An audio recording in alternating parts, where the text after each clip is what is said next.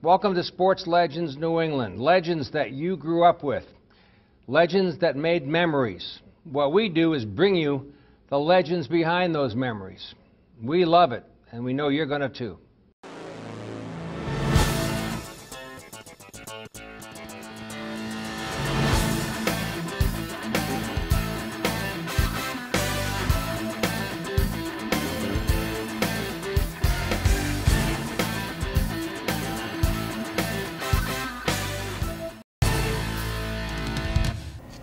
Hi, Jack Heath alongside Bob Lobel for Sports Legends New England, broadcasting and taping from the home of the New England Patriots during the training camp season here at Gillette Stadium. And Bob, many of the interviews we've done here for Sports Legends New England have been with good friends of yours who played for the New England Patriots in some of the building years, and players as young as 50 years old, shared with us some pretty heart-wrenching stories about injuries from their concussions and what's showing up now in their life, whether it's depression, battling that, or early signs of memory loss.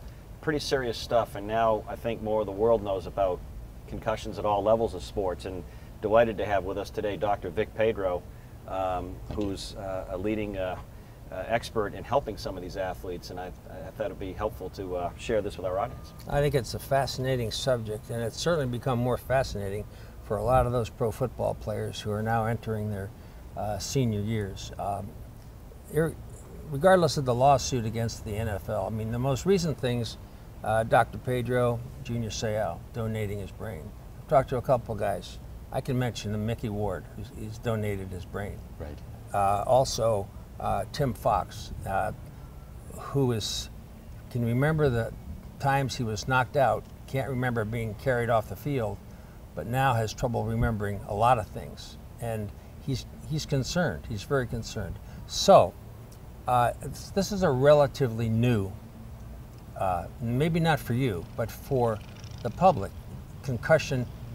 It's all about concussions nowadays. It's not about ACLs and MCLs. Right. It's about concussions. So having moved to the forefront, where can these guys, women too, find help? Well, it's delightful to be able to introduce them to a treatment that was approved by the U.S. Department of Health and Human Services back in 2010, and just approved by Medicaid in Rhode Island July 1st of this year, where we're taking an innovative approach at looking how brain functions and creating non-invasive modalities to treat many of the symptoms that are associated with concussion. And so presently we're in Rhode Island, and looking forward to expanding not only the applications, but the familiarizing different centers around the country with the breakthrough in technology we're producing. All right, let me put you in a fan versus doctor situation. Sure. You're watching a game. You see a quarterback get knocked out. Gone to the sidelines. Walked to the sidelines by his trainers. They give him this test or whatever they give him the test. Must drive you crazy. And then they say, well, he can identify 2 fingers or 5. He's all right to play. We'll put him back out there. It must drive you crazy because you know what's going on in the brain. Right. Well, unfortunately, much of the symptomatology isn't going to show up for a brief time later, or maybe hours. So the sideline tests are they're stupid.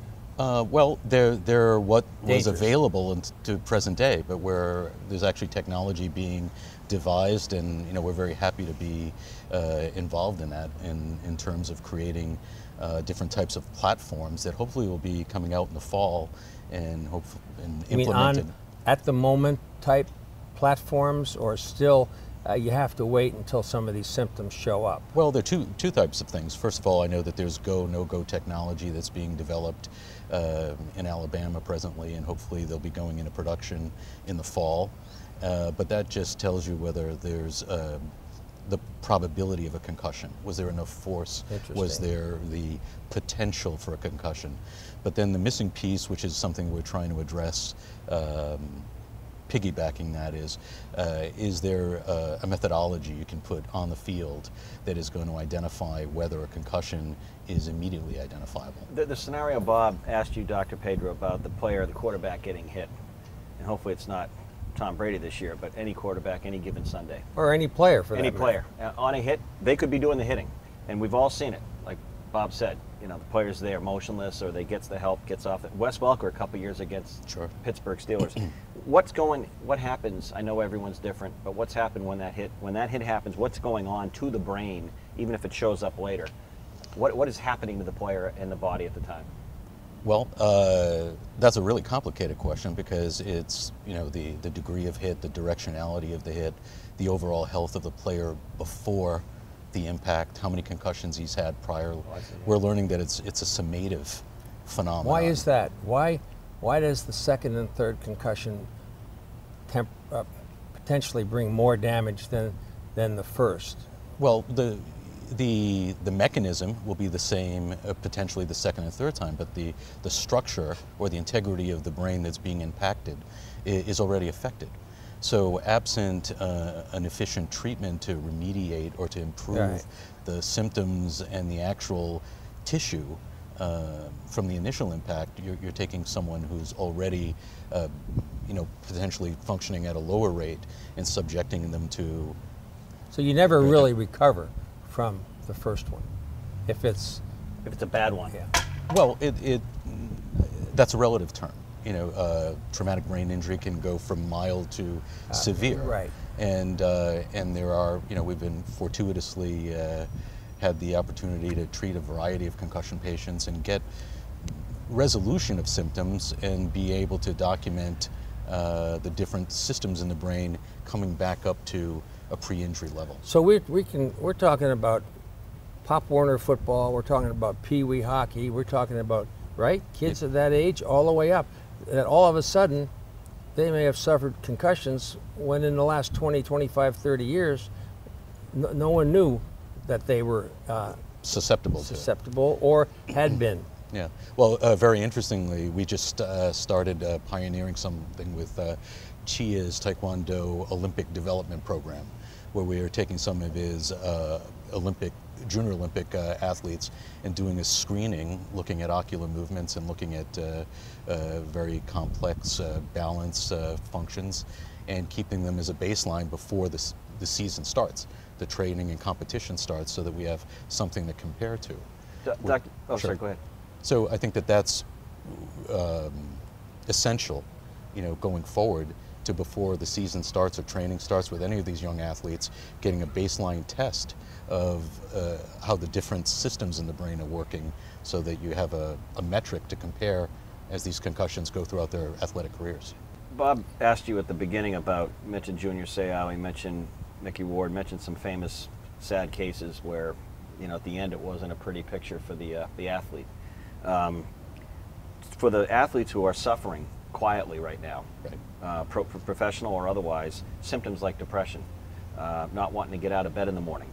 These are players that used to play in front of 70,000 people and now can't function, some of them. Other than a pill or some kind of surgery, what are the new therapies you're working on, and how are you going to cognitively or through therapy get these players maybe make some progress? Tell us how you're going to work with the brain. Well, we take a multidisciplinary approach for starters, so there's no one magic pill or magic modality that's going to change this. So we have to evaluate where in the nervous system the lesion is. You can get a speech pathology or a tremor or a loss of memory or et cetera from a variety of different structures being injured.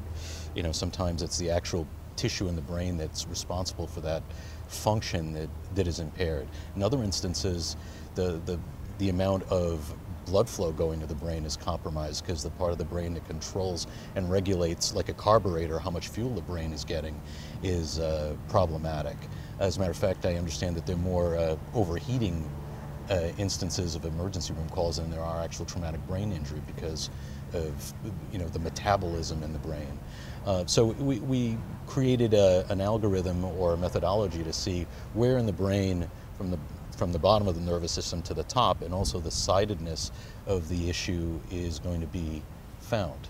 And then we use things like visual stimulation or auditory stimulation or cognitive activities to auditory stimulus to begin to change the functionality of those brain I know you can't, areas. just quick follow-up, I know you can't say the names of players you're working with because of HIPAA Sure, laws and you sure. respect the privacy, but are you seeing progress where nothing else has worked with some of these guys? And they've been to experts all over the world and country and nothing's helped. Are you making some progress? Oh, sure. You can, actually this year's, one of the people in the Mass Brain Injury Association's pamphlet, you know, right in this, Miss Farrell, Ryan Farrell in there, who was a cheerleader with a traumatic injury, was told she'd never walk again. She's made a return to college and she's living a normal, active, great Amazing. life. And that's, you're looking at 3 months of intensive treatment to get her to that point. Amazing. So we're actually changing the prism as to what outcomes are potentially to be expected. Okay, let's look at competitive sports, which Sure. obviously provide, I think, the most problems for these people. Football. I always wondered why. How come Riddell can't make a safer helmet? How come the equipment, at least when it comes to protecting the head, can't be safer? Now I know there are projects underway to make safer helmets or attempt to. However, it seems like a layup to try to figure out. I mean, we can put, you know, rovers on the moon. We can do a lot of things. Can't we make a safer football helmet? Well, I think that now that the focus and the spotlight is on that, I think that there's no shortage of companies and equipment manufacturers who are looking at everything from the biosensors in the helmets to the material that's being absorptive. I think one company's even using technology that was used to put on the Humvees that they used out in Iraq just to dissipate Right. the force. Right. So there's everything from the inside to the exterior of the helmets being explored. So that's really kind of where prevention Ends. ends. You know. My question is, if we don't get concussions, if these prevention methods work, there's still going to be concussions, obviously. Well, there will always be concussions because concussions are going to be very patient-specific. You can get a concussion from simply a whiplash injury, not just a Because direct... the brain moves, 'Cause- hits, or is it Well- because of the liquid that's between the brain and the bone? Well, if you think of the skull as a confining space, Yeah. and if you wanted to, as many people ascribe to the brain the consistency of Jell-O, Yeah. if you shake it, Yeah. you know, the relative weight and densities of the different components are getting jostled Yeah. inside this confined space. So there's In a place like mine where it's fairly empty, there's much more danger of being jostled. Yeah. potentially. Dr. Vic Pedro, when Bob asked you earlier just about, you know, competitive sports and hitting, do you think that more awareness is going to also point out that a player doesn't need to have that one crushing blow to have damage down the road? That if you take kids that play longer, because pro athletes, a lot of kids stop their competitive sports in high school or college, but the pro athlete has been banging since they were, like Bob said, kids. They were the best at 6, they were the best at 8, they were the best at 12, they were the best in high school, they were the best in college, and they got drafted. So they've been competitively playing a physical sport for a chunk of their life. Do you think just that constant banging, speaking of the Jell-O in the head, over time, even for a player that never got their lights knocked out, is going to have issues? Sure. There are studies being conducted now that are looking at the summative nature of these mild traumatic brain injuries. So instead of having one massive one that causes a bleed or a well-defined disruption, you're looking at very small impacts over time. And also the less violent sports, such as soccer and et cetera, that are now being defined, just hitting a soccer ball cumulatively. You mean heading? Heading, yes. A header Over could time. cause a concussion over time. Sure. Wow. Okay, let's do a takeaway here. What, as we conclude, what would be your takeaway if we're out there? What's the message that you'd like us to get?